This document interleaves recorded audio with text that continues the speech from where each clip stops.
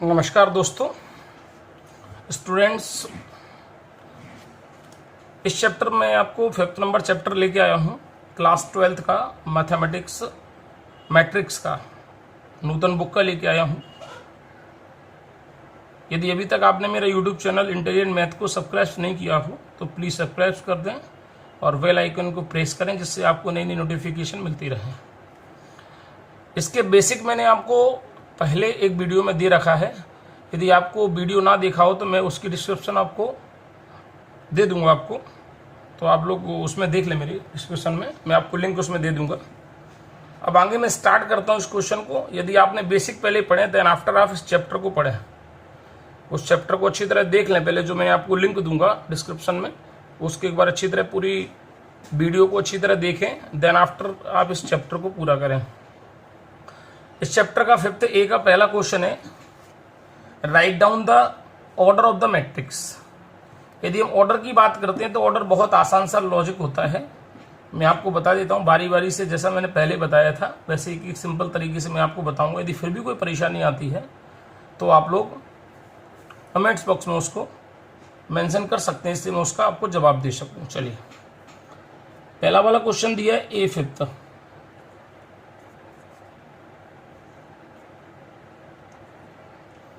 और आपसे पूछा जा रहा है कि इसमें रो कितनी है और कॉलम कितने हैं, क्योंकि ऑर्डर की जो डेफिनेशन होती है वो ऑर्डर इसको होता है रो इनटू कॉलम, यानी how many rows and how many columns. तो सबसे पहले इसमें देखें, जस्ट राइट मैं आपको जैसे बता रहा हूँ, इसमें एक रो है और एक ही कॉलम, मतलब एक ही एलिमेंट है, इसको एलिमेंट्स बोलते हैं। तो इसकी रो और कॉलम जो होगा, रो इंटू कॉलम यानी ऑर्डर होगा इसका 1/1। क्लियर। सेकंड वाले का हम देखें। अभी आपको पहले वाले में रो मालूम नहीं पड़ी होगी शायद, इसमें आपको एक बार अच्छी तरह आप ध्यान करें तो अच्छी तरह समझ में भी आएगा आपको। इसका ऑर्डर हम लोग देखें, ये रो इंटू कॉलम। इसमें देखें आप, रो कहाँ हुई 1 2 और ये 3, कॉलम कहाँ है ये है। तो रो कितनी है इसमें 3 और कॉलम कितना है इसमें 1। तो इसका जो ऑर्डर होगा वो होगा 3/1। सी वाला देखें हम, इसमें लगा है 2 3 4 1 5 3 5 5 6 8 1 2 9 4 7। यदि कोई आपसे इसका ऑर्डर पूछे तो आप देखिए इसका ऑर्डर क्या होगा। मैंने बताया रो टू कॉलम ऑर्डर होता है इसका। तो रो कितनी है 1 2 और ये 3 रो है, ठीक है। यदि कोई कॉलम की बात करें तो कॉलम 1 2 3 4 5, यानी दूसरे तरीके से हम समझ सकते हैं इसको कि लिखा कैसा है। सपोज दैट ये हमारे पास पहली जो ऊपर आपको दिख रही है, इसको मानते हैं R1 फर्स्ट रो, ये सेकेंड रो, ये वाली थर्ड रो। जैसे आपको यदि कॉलम की बात करें तो ये फर्स्ट कॉलम है यानी C1, ये सेकेंड कॉलम है C2, ये थर्ड कॉलम है C3, ये फोर्थ कॉलम है C4 और ये 5th कॉलम है C5। इसलिए इनकी यदि आपसे कोई ऑर्डर पूछे तो ऑर्डर होगा 3 into 5 यानी 3/5 बोलते हैं। अब मैं सेकंड क्वेश्चन लेके आया हूं। इसमें सेकंड क्वेश्चन भी आप लोग देखें। सेकंड क्वेश्चन में लिखा है फॉर ए मैट्रिक्स, ये मैट्रिक्स दी है इसमें A1x 2√3x² - 1 0 5 -2/5 find the following order of matrix, number of elements और elements A11 A12 A2 A31।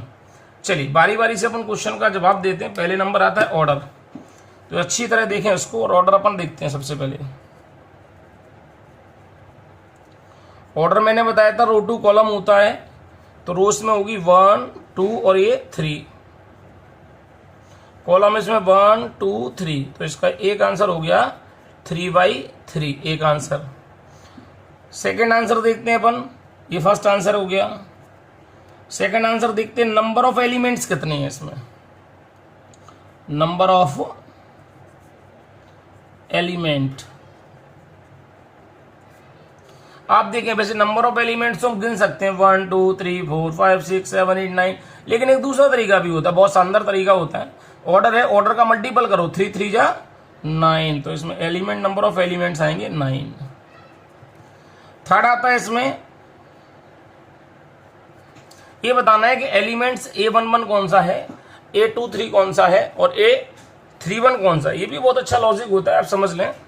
इसका मतलब होता है 1 का मतलब है पहली रो और पहला कॉलम का एलिमेंट, दूसरा दूसरी रो तीसरे कॉलम। तो आप इसको देखें जरा, जो आपको ये लिखा हुआ है क्वेश्चन, इसमें देखते हैं अपन, ये पहली रो पहला कॉलम नहीं 11, ये 12, ये 13, ये 21, ये 22, ये 23, ये 31, ये 32 और ये 33। आप इनको पहचान सकते हैं। सपोज दैट अब पहला आंसर क्या लिखना है, सपोज दैट पहला आंसर लिखना है A11 का, तो A11 का आंसर क्या होगा, आप देखो A11 का पहली रो पहले कॉलम का एलिमेंट आएगा A। सेकंड आंसर दिया है A23। A23 की बात करें तो ये 23 कितना दिया है, सेकंड रो है, और थर्ड कॉलम तो थर्ड कॉलम ये है, यानी कि ये कितना है x² माइनस बाई। थर्ड वाले का A31, यानी थर्ड रो ये है और फर्स्ट कॉलम भी ये है, तो इसका आंसर होगा 0। ये तीनों आंसर है। अब आता है सबसे आखिरी वाला क्वेश्चन, एक थर्ड नंबर क्वेश्चन इस पेज का। बाकी मैं आपको सारी एक्सरसाइज एक ही बार में कराऊंगा, आप लोग एक बार अच्छी तरह इसको नोट डाउन करेंगे, एक बार समझ लें अच्छी तरह। जो भी प्रॉब्लम्स आएंगी वो आप प्रॉब्लम्स को कमेंट्स में इसको कहें, मैं आपको दोबारा इसका सॉल्यूशन करके बताऊंगा। यदि अभी तक आपने मेरी चैनल इंटेलिजेंट मैथ को सब्सक्राइब ना किया हो तो प्लीज़ सब्सक्राइब करें और बेल आइकन को प्रेस करें, जिससे आपकी नई नई नोटिफिकेशन आपको मिलती रहे। नेक्स्ट क्वेश्चन आता हूँ क्वेश्चन नंबर 3 पर।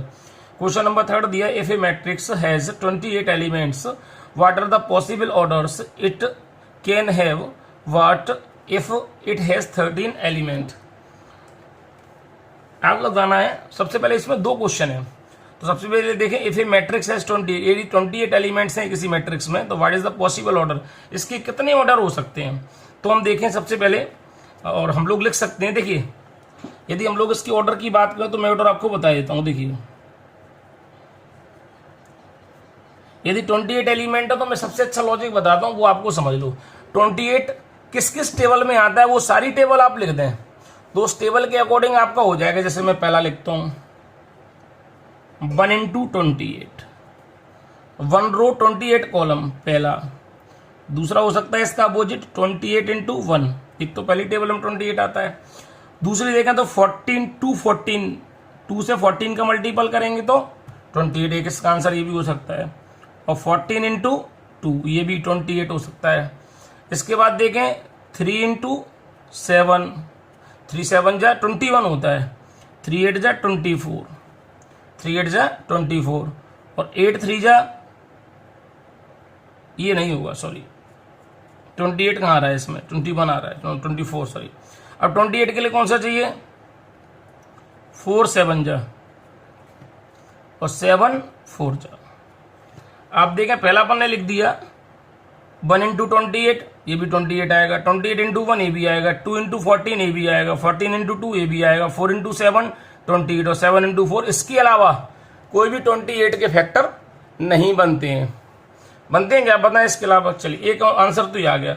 अब आता है what if it has 13 element. यदि 13 एलिमेंट हो तो 13 एलिमेंट का ऑर्डर क्या होगा, सेकंड क्वेश्चन है इसका। तो आप जानते हैं 13 जो होता है वो कैसा नंबर होता है, प्राइम नंबर होता है। प्राइम नंबर का तो फैक्टराइज होते ही नहीं है, ये मतलब एक ही फैक्टराइज होता है।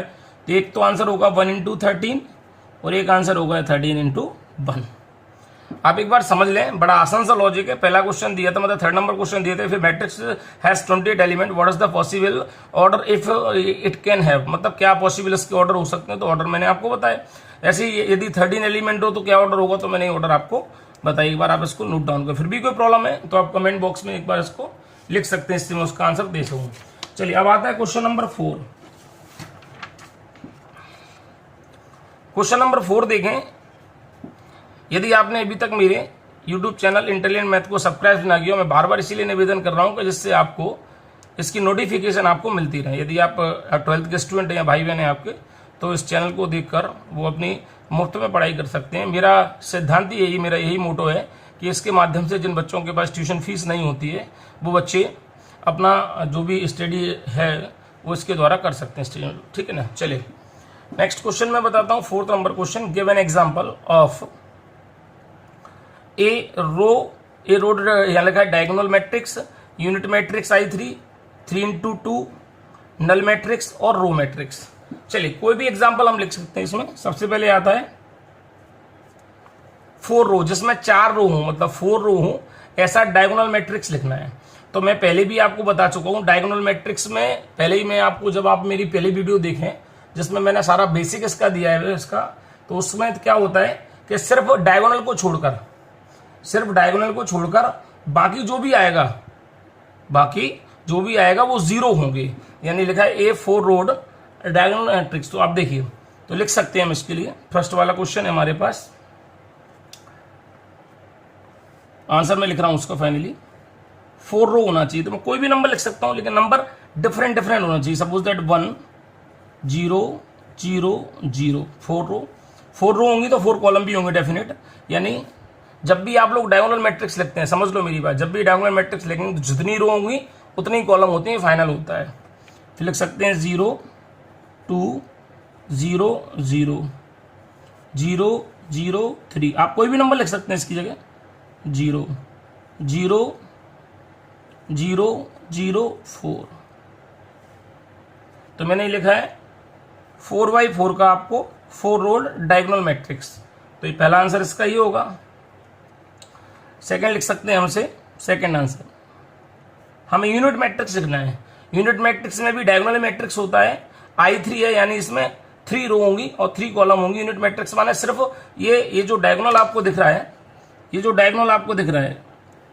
कंप्लीट डायगोनल जो आपको दिख रहा है, ये डायगोनल में सिर्फ 1 1 1 1 आएगा, बस, और कुछ नहीं आएगा। तो देखें, ये 3 वाला लिखना है तो I3 इसको 2 लिखते हैं। यदि 4 वाला होता तो I4 होता है। ये क्या लिख सकते हैं इसे? 1 0 0 0 1 0 0 0 1। ये कैसा है? 3 × 3, ये यूनिट मैट्रिक्स है I3। अब थर्ड वाला हम देखें,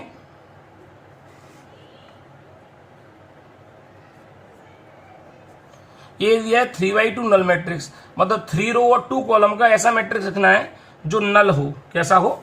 नल हो। तो लिख सकते हैं इंटू कर सकते हैं 3x2 null matrix. 3x2 null matrix देखें, 3x2 को नल मैट्रिक्स कैसे आएगा देखें आप लोग।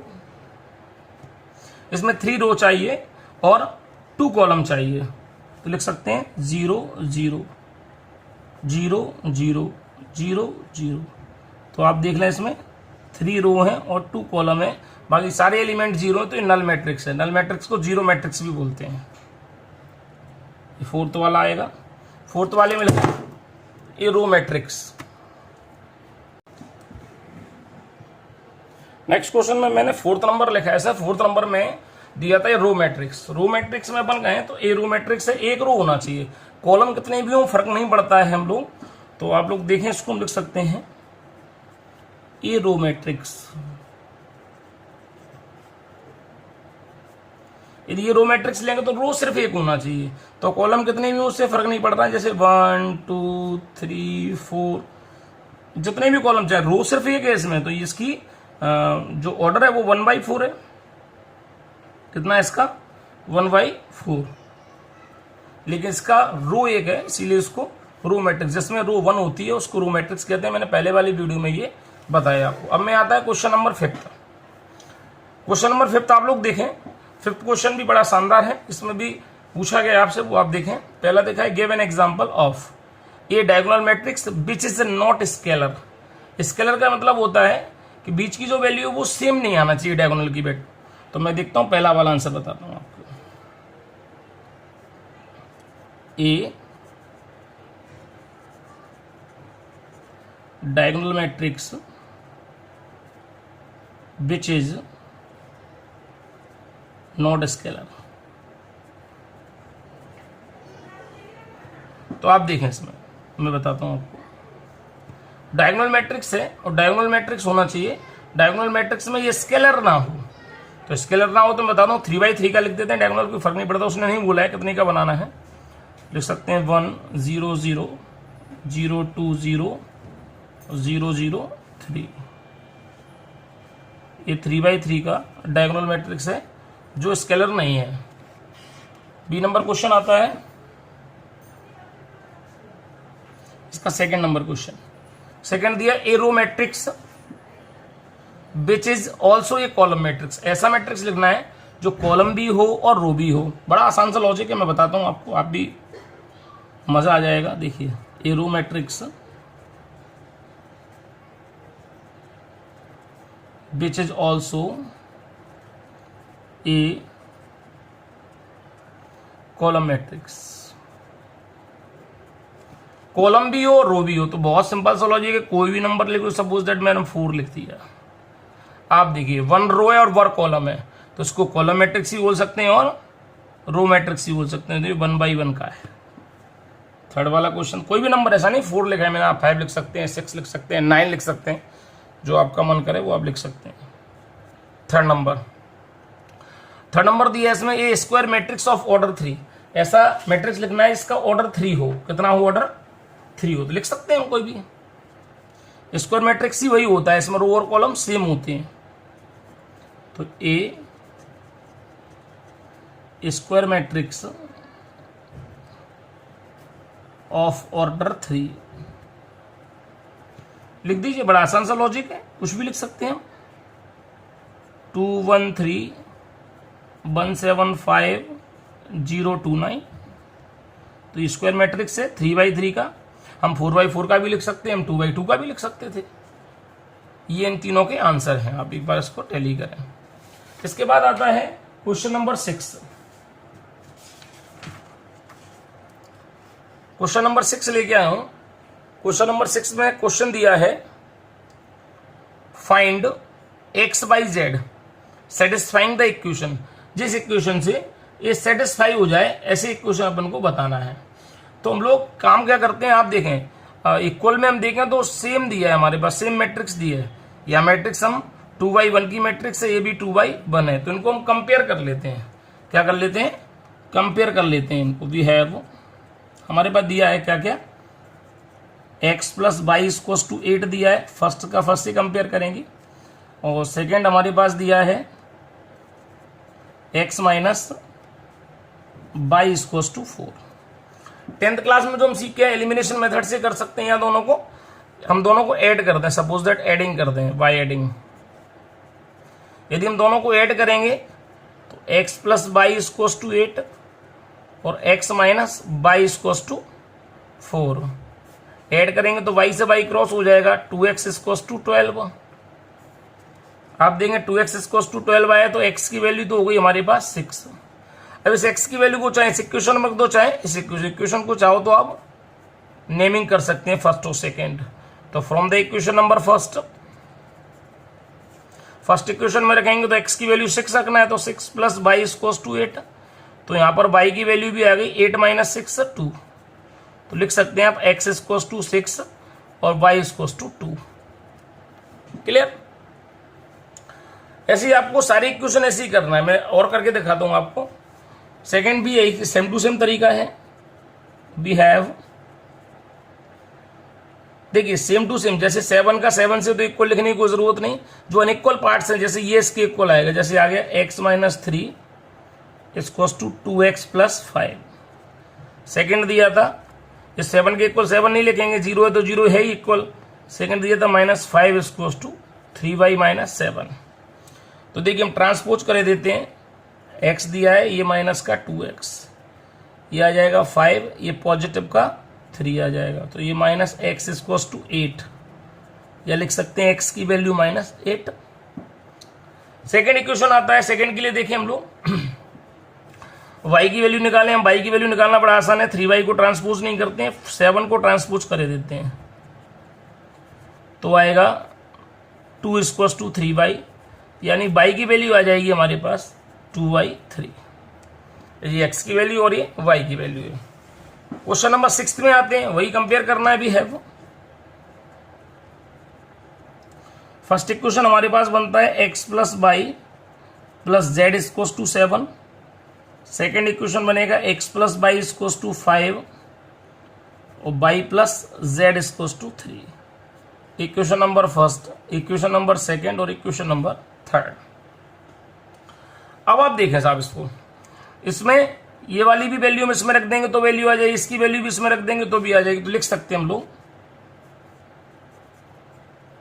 को putting the value of putting x plus y equals to 5 in equation first equation में हम x plus y in place of 5 रखते हैं। तो x प्लस वाई की जगह क्या रखना है 5 प्लस z इक्वल्स टू 7। 5 को ट्रांसपोज करेंगे तो z की वैल्यू आ जाएगी हमारे पास 2। क्लियर। अब इस z की वैल्यू को हम इक्वेशन नंबर थर्ड में रख देते हैं। तो putting z equals to -2 in equation number third में इन प्लेस ऑफ z की जगह 2 रखना है। तो y प्लस 2 इक्वल्स टू 3, 2 को ट्रांसपोज करेंगे तो 3 - 2 इक्वल्स टू 1। सिमिलरली 1 की जो वैल्यू है वो हम सेकेंड इक्वेशन में रखते हैं। तो again putting y equals to 1 in equation number second में रखा हमने, तो x की जगह तो x है, y in place of y की जगह 1 रख दिया। तो x की वैल्यू आ जाएगी 5 - 1 इक्वल्स टू 4। आखिरी में लिख सकते हो therefore x equals to 4, y equals to 1 and z equals to 2। अब एक बार इनको टैली भी कर सकते हैं, तीनों वैल्यू को आप किसी भी क्वेश्चन में रख के इक्वल वैल्यू फाइंड कर सकते हैं। ये इसके तीनों के आंसर है। क्वेश्चन नंबर 6 आता है, मतलब 6 क्वेश्चन का फोर्थ पार्ट्स आता है। इस फोर्थ पार्ट्स को भी हम एक बार अच्छी तरह टैली करें। आप देखिए इसको, इसमें हम वैल्यू रखें, कंपेयर करते हैं। कंपेयर करने के बाद की देखिए, पहली वैल्यू मैं रखता हूं। पहला इक्वेशन आएगा 3x plus y equals to 0। Second equation आएगा y minus 2 equals to 5। Third आएगा y plus 1 equals to 8 and 2 minus 3x equals to 4। ये फर्स्ट इक्वेशन है, ये सेकेंड इक्वेशन है, ये थर्ड इक्वेशन है और ये फोर्थ इक्वेशन है। हम सबसे पहले एक काम करते हैं, equation number from equation number second से चलते हैं। इक्वेशन हम सेकेंड से देखें, ये मैंने चारों इक्वेशन बनाई हैं। ये फर्स्ट ये, सेकेंड के लिए ये, थर्ड ये और फोर्थ ये। सेकेंड इक्वेशन में अपन रखें तो y माइनस 2 इक्वल्स टू 5, तो y इक्वल्स टू हो जाएगा 5 प्लस 2 यानी कि 7। नेक्स्ट हम देखें,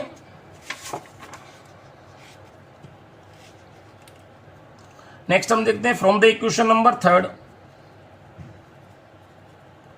फ्रॉम इक्वेशन थर्ड देखें तो थर्ड इक्वेशन में देखें तो y प्लस 1 इक्वल्स टू 8। तो y की वैल्यू यहाँ 7 हो जाएगी। चलेगा, दोनों वैल्यू सेम आ रही है। y की वैल्यू हमारे पास, दोनों की वैल्यू कितनी आई हमारे पास 7 आई है। अब हम x की वैल्यू देखते हैं। x की value from the equation number fourth में आते हैं। फोर्थ इक्वेशन में x की वैल्यू के लिए देखें हम तो 2 माइनस 3x इक्वल्स टू 4, तो minus 3x equals to 4 minus 2, तो ये माइनस 3x इक्वल्स टू आ गया 2। तो x की वैल्यू हो जाएगी माइनस की 2/3। अब इस x की वैल्यू को हम सपोज दैट हमारे पास x की वैल्यू हो तो y की आ गई, वो बात की बात है। पहले हम y की वैल्यू रख के देखते हैं इक्वेशन नंबर फर्स्ट में। तो आप देखिए y की वैल्यू मैं इक्वेशन नंबर फर्स्ट में रख के देखता हूं। From equation number first y की वैल्यू रखूंगा मैं 7, चूंकि 7 ही आई है। तो 3x प्लस 7 इक्वल्स टू 0, तो x की वैल्यू आ गई माइनस का 7/3। किसी भी इक्वेशन में जैसे x की वैल्यू यहाँ माइनस 7/3 आई है, x की वैल्यू माइनस 2/3 आई है। दो वैल्यू ऐसा नहीं होता कि वैल्यू सेम आए, मतलब अलग अलग आए। किसी भी इक्वेशन के लिए वैल्यू कैसी आएंगी, वैल्यू हमेशा कैसी आएंगी, सेम आएंगी। तो इनके लिए हम लिख सकते हैं यहाँ पर since x can have only one value at a time, hence it is impossible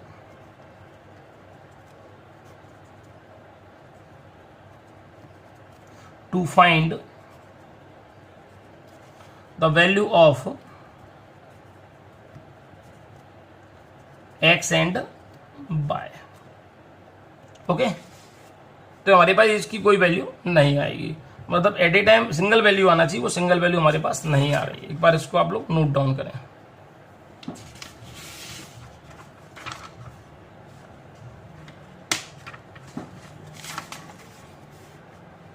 अब मैं इसी सीक्वेंस में आपको क्वेश्चन नंबर 7 लेके आया हूं। 7 नंबर क्वेश्चन में भी आप देखें, find the value of ABC. ये आपसे एबीसी की वैल्यू फाइंड कराना चाहता है, तो मैं इसको कंपेयर करेंगे। तो कंपेयर करने के लिए हम लोग चाहें तो पहले लिख सकते हैं, इफ टू मैट्रिसेस या matrix are equal then their corresponding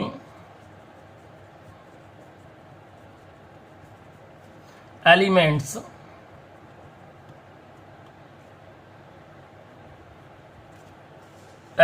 are also equal।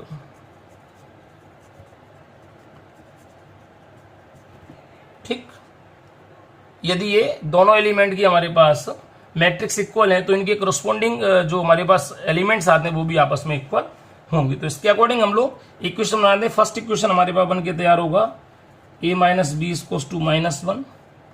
Second equation होगा 2a plus c equals to 5। Third equation होगा हमारे पास 2a minus b equals to 0। And third equation हमारे पास, सॉरी थर्ड आ गया ये, fourth equation होगा हमारे पास 3c plus d equals to 30। Equation first, equation second, equation third और इक्वेशन फोर्थ। इसी इक्वेशन में इक्वेशन नंबर फर्स्ट और थर्ड को सॉल्व करते हैं। From equation number first and third, first और थर्ड इक्वेशन को देखें तो a minus b equals to -1। Third equation दिया है 2a minus b equals to 0। ये हम लोग पहले एलिमिनेशन मेथड से कभी करते आए 10th क्लास में। अब हम इसे बाय सब्ट्रैक्ट करते हैं। बाय सब्ट्रैक्ट किया तो साइन चेंज होंगे, ये माइनस होगा, ये प्लस होगा, ये माइनस होगा, तो b से b कैंसिल हो जाएगा, ये माइनस का a बचेगा और ये माइनस का 1, तो डेफिनेटली a की वैल्यू आ जाएगी 1। अब इस वैल्यू को हम किसी भी इक्वेशन में रखते हैं, जैसे हम फर्स्ट इक्वेशन में रखते हैं पहले, from equation number first a की वैल्यू रखते हैं, तो a की वैल्यू हमारे पास 1 है। 1 माइनस बी इक्वल्स टू -1, तो माइनस बी इक्वल्स टू -1, तो b की वैल्यू आ जाएगी हमारे पास +2। अब इस b की वैल्यू को हम रखते हैं, एक काम करते हैं, a की वैल्यू फिर सेकंड में रख देते हैं, फ्रॉम इक्वेशन नंबर सेकंड। इसमें a की वैल्यू को रखते हैं, तो 2 इंटू a की वैल्यू है 1 प्लस c इक्वल्स टू 5, तो c इक्वल्स टू हो जाएगा 5 माइनस 2, c की वैल्यू हो जाएगी 3। अभी हमारे पास देखिए, अब एक तो हमारे पास कौन सी आ गई, एक तो a की वैल्यू आ गई है। a की वैल्यू हमने इक्वेशन नंबर फर्स्ट में रखी तो हमारे पास b की वैल्यू फाइंड हो गई। a की वैल्यू हमने सेकंड इक्वेशन में रखी तो हमारे पास c की वैल्यू फाइंड हो गई। हमारे पास d की वैल्यू और बची। अब एक काम करते हैं, c की वैल्यू को हम इक्वेशन फोर्थ में रखते हैं, तो from equation number fourth equation में हम c की वैल्यू को पुट कर रहे हैं, तो 3 into 3 plus d equals to 13, तो d की वैल्यू हो जाएगी 13 माइनस 9, तो d की वैल्यू हो जाएगी 4। क्लियर, ये आ गई बस। लिख सकते हैं आखिरी में देयरफॉर हम a equals to 1, b equals to 2, c equals to 3 और d इक्वल्स टू 4। एक बार आप लोग इसको टैली करें।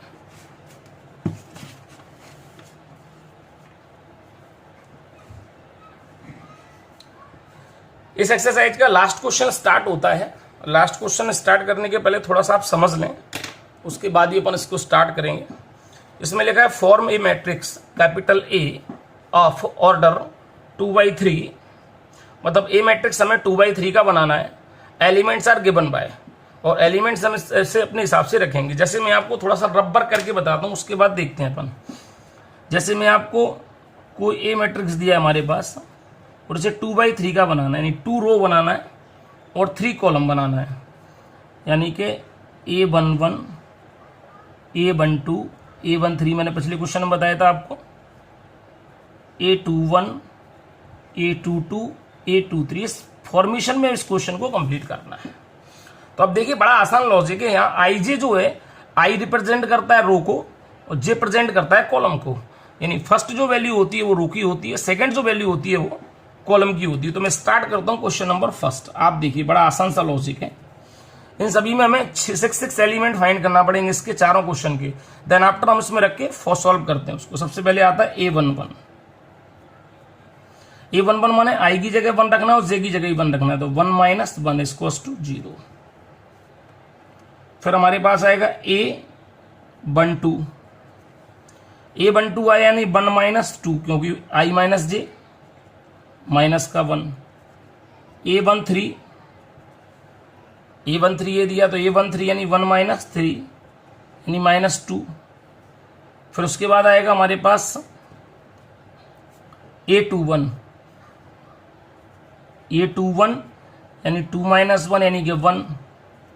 A22 यानी कि 2 - 2 यानी कि 0।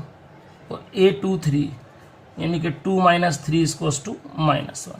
तो हमारे पास मैट्रिक्स बन के तैयार हो गया 2/3 का।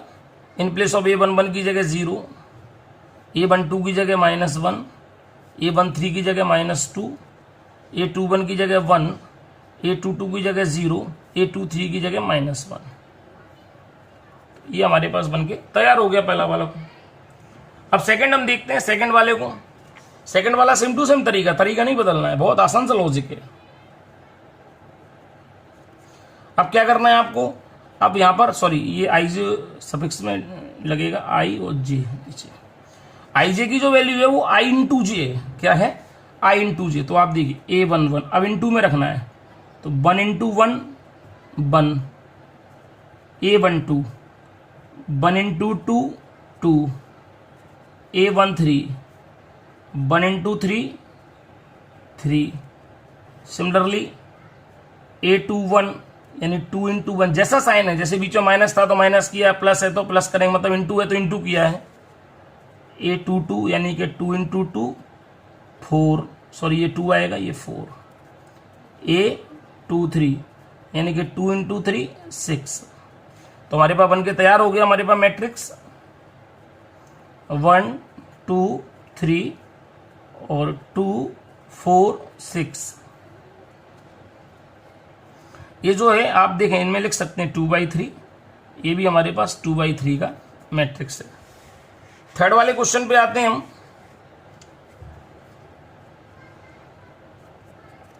थर्ड वाले क्वेश्चन में जो दिया है Aij यानी 2i + j।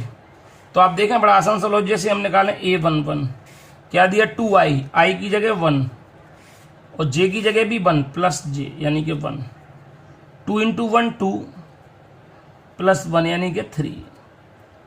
A12 1 2 आएगा नहीं, i की जगह 1 और j की जगह 2, तो 2 × 1 + 2 2 + 2 3, 2 + 3 सॉरी 4 आएगा, सॉरी। अब आएगा A13 आया, तो 13 का i की जगह 1, तो 2 × 1 + 3 यानी 2 + 3 5। सिमिलरली नेक्स्ट भी दिया हमें A21 A22 A23, इनको भी देखते हैं। तो A21 माने i की वैल्यू अब 2 रखना है और j की वैल्यू 1 रखना है, तो 2 × 2 + 1 यानी कि 2 2 जा 4 + 1 5। A22 2 × 2 + 2 आएगा, 4 + 2 कितना होगा 6। A23 आया 2 × 2 + 3 यानी कि 4 + 3 आया 7। तो हमारे पास यह मैट्रिक्स बनके यहां तैयार हो गया। हमारे पास क्या आया मैट्रिक्स, A11 की वैल्यू क्या है 3, A12 की वैल्यू 4, A13 की 5, A21 की 5, A22 की 6 और A23 की 7। तो हमारे पास वैल्यू बन के तैयार होगी 3, 4, 5, 5, 6, 7। इसको भी चाहे तो हम लिख सकते हैं 2/3 का। एक क्वेश्चन हमारे पास और आता है, एक बार आप इसको देख लें। नेक्स्ट क्वेश्चन आता है, थोड़ा सा अच्छा क्वेश्चन है, आप देखें इस क्वेश्चन में लिखा क्या है वो आप मैं समझा दूं पहले आपको। इस फोर्थ वाले क्वेश्चन में लिखा है Aij इक्वल्स टू 1/2। ये मॉडुलस का साइन है, मॉडुलस में कोई भी चीज आएगी वो पॉजिटिव हो जाएगी, ये बात ध्यान करना है। ठीक है, चलो स्टार्ट करता हूं मैं। सबसे पहले A11 तो 1/2 -3 इंटू आई की वैल्यू क्या है 1 प्लस 1, तो यह 1/2 -3 प्लस 1, ये -2 होगा। लेकिन मॉडुलस से बाहर आएगा तो ये प्लस हो जाएगा, 2 से 2 क्रॉस हो जाएगा, ये आ गया 1। क्लियर। सेकंड देखते हैं अपन A12 1/2 आई की जगह 1 और ये 2, 1/2 -3 प्लस 2, तो ये मॉडुलस में हमारे पास बचा माइनस का 1, मॉडुलस से बाहर आएगा तो 1 बचेगा, यानी ये सिर्फ 1/2। A13 1/2 -3 इंटू 1 प्लस 3, 1/2 -3 प्लस 3, तो यह 1/2 मॉडुलस में 0, 0 की वैल्यू सारी 0 ही होती है। अब हमें निकालना है A21, तो आप देखें A21 1/2 -3 इंटू 2, आई की वैल्यू 2 हो गई है, जी की वैल्यू 1, तो 1/2 -3 2 जा 6 प्लस 1, तो -2 मॉडुलस में -5, मॉडुलस से बाय पॉजिटिव 5, 5 बन जा 5।